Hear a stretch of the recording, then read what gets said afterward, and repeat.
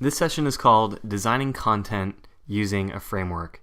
And in this session, we're going to introduce a framework we can use to write and deliver articles and reports, workshops and presentations, and private and group programs for our prospects and clients.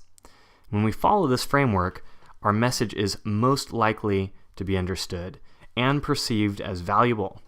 We will refer more leads, and more leads will become prospective clients.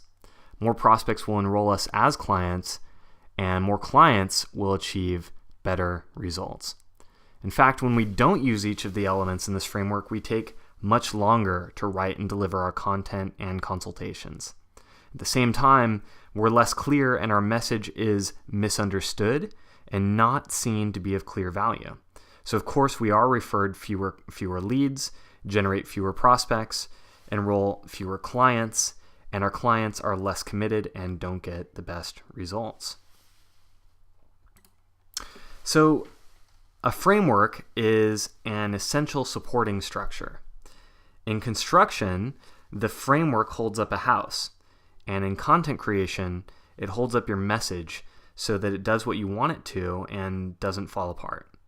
There are a number of different frameworks available for building content, but perhaps the most important is the 4 learning styles.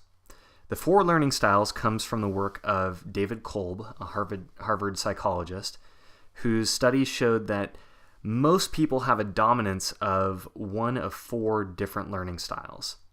And like our Ayurvedic constitution, these learning styles correlate with tendencies for what we emphasize in our learning and also in our teaching. The why learning style asks the question, why do I need to learn this? If we have a strong why learning style, then we want to be motivated.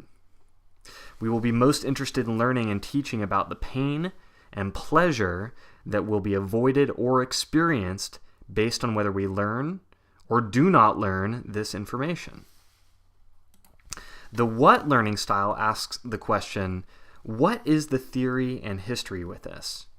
If we have a strong what learning style, then we want to understand at a conceptual level.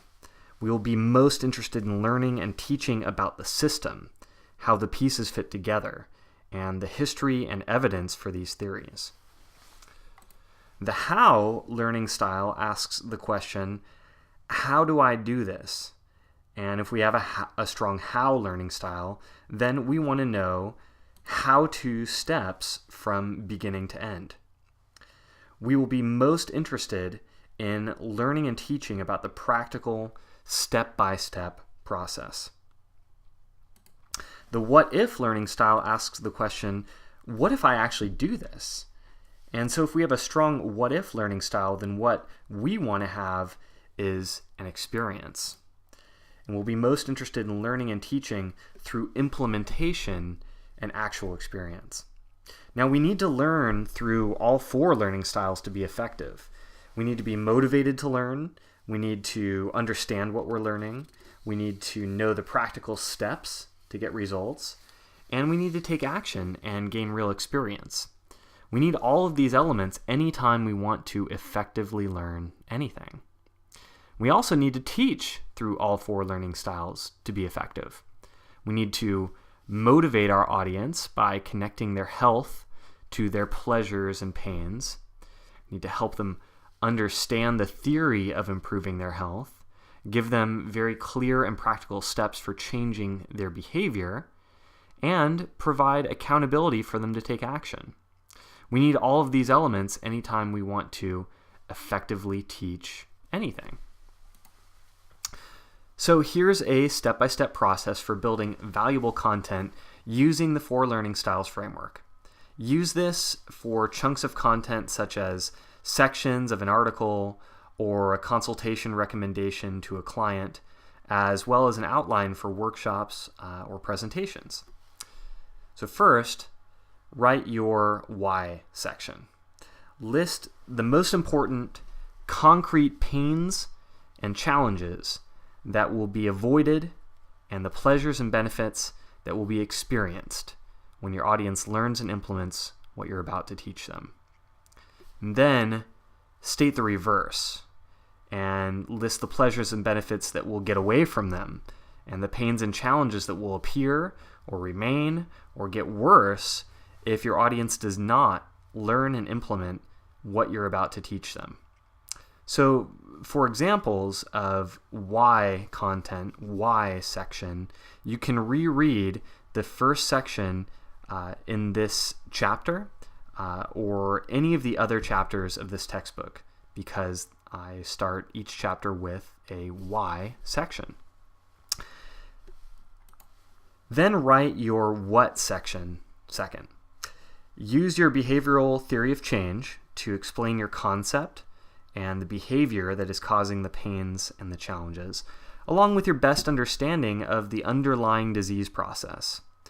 And then explain the concept and behavior that will create relief and new benefits, and your understanding of reversing the underlying disease process. And of course, use history, case studies, and statistics to provide evidence and reinforce your explanation. Then write your how section third. Provide clear and numbered step-by-step instructions for exactly what to do to change the behavior. And of course, again, for examples, you can study this current section that we're on right now and the how-to sections in all of the other chapters and modules of this textbook and program. And finally, write your what if section last. Tell your audience what specific action they need to take right now to actually implement the process and experience the results. And here that is. Take action. Free report template. The first place for you to implement what you've learned in this section is with your free report, which you'll use as your free giveaway on your website in exchange for contact information. And this is the process of lead generation that we'll discuss more in step 3.